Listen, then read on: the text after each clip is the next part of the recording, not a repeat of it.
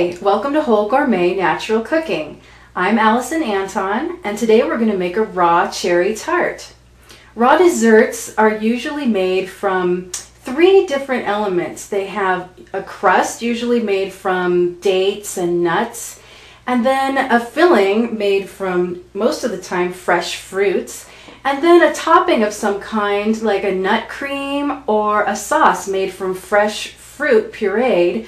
So it gives it a little bit of an interesting texture, makes it more delicious, and it completes the dessert.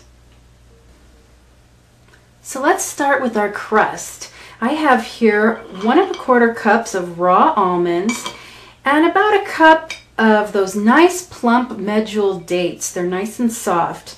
And we're just going to start, and we'll just put those right in the food processor.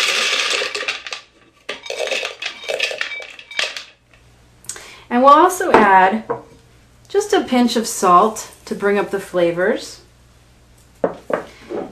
and a teaspoon of vanilla extract. And then I'm going to throw in a little bit of some cocoa nibs in here too, just for fun. And then we'll just grind that up to get a nice kind of chunky, coarse texture for our crust.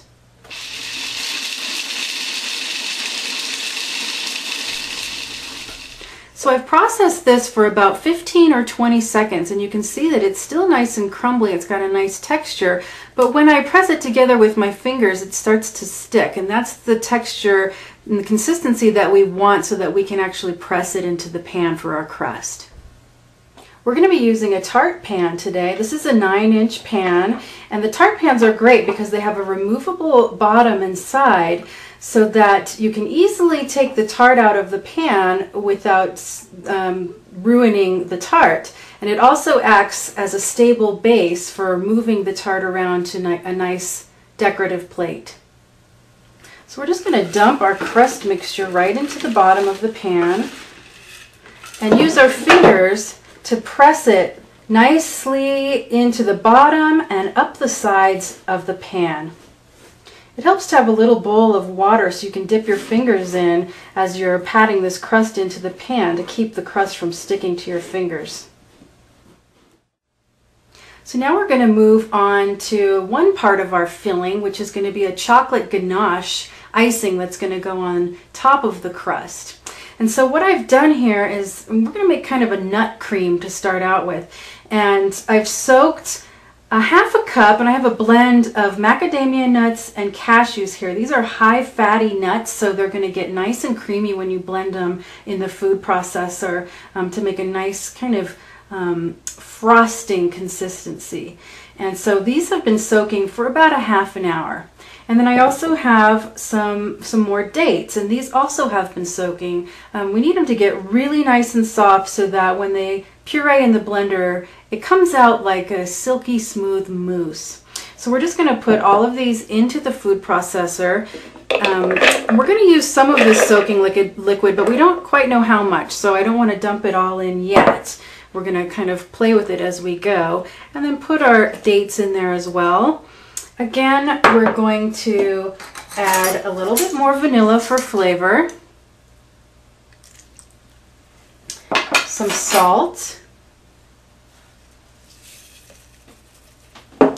and I'm also going to add some chocolate to make kind of a chocolate ganache. And this is raw cocoa powder here, but you don't have to add the chocolate. To make a regular nut cream, you would just stop here, blend it, and you could just top fruits with it, or use it as a frosting for cakes. But I'm going to put some chocolate in here since this is a chocolate cherry tart. We got to have our chocolate somewhere. I'll just put a few tablespoons of cocoa powder and see how it goes, and then we'll blend it up.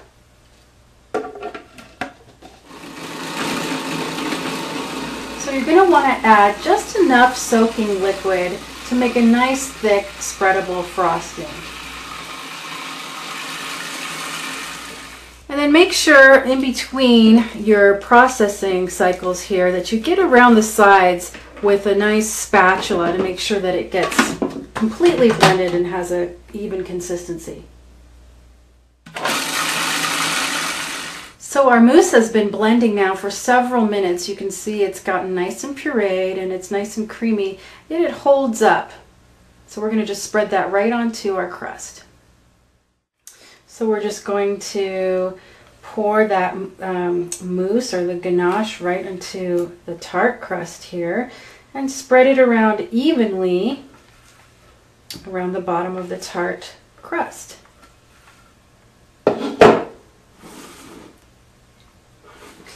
And today we got our cherries at the organic farmers market.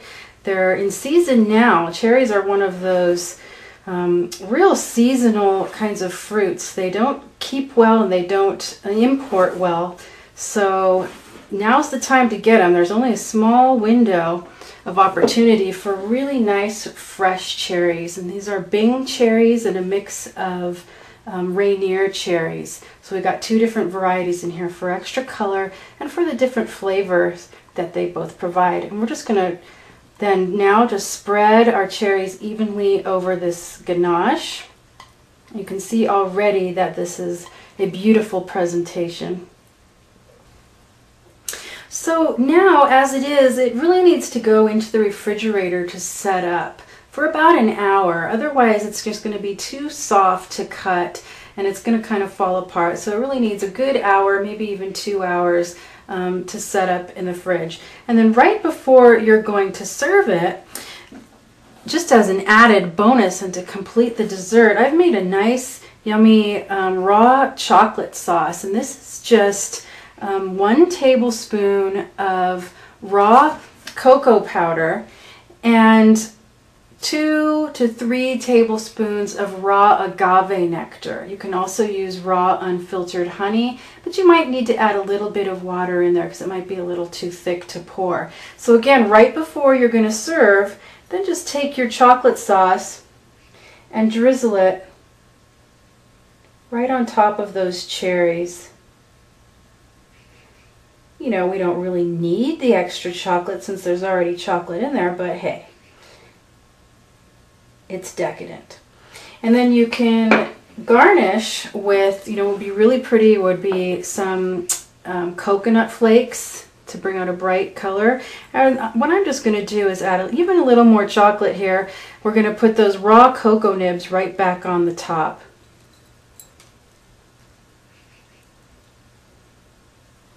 And there we have it, our raw chocolate cherry tart.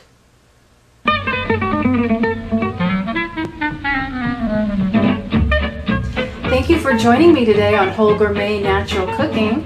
For the complete recipe for this raw cherry tart and for more information on raw desserts, you can visit my blog at wholegourmet.com/blog. You can also sign up for my natural cooking e-letter. Happy eating!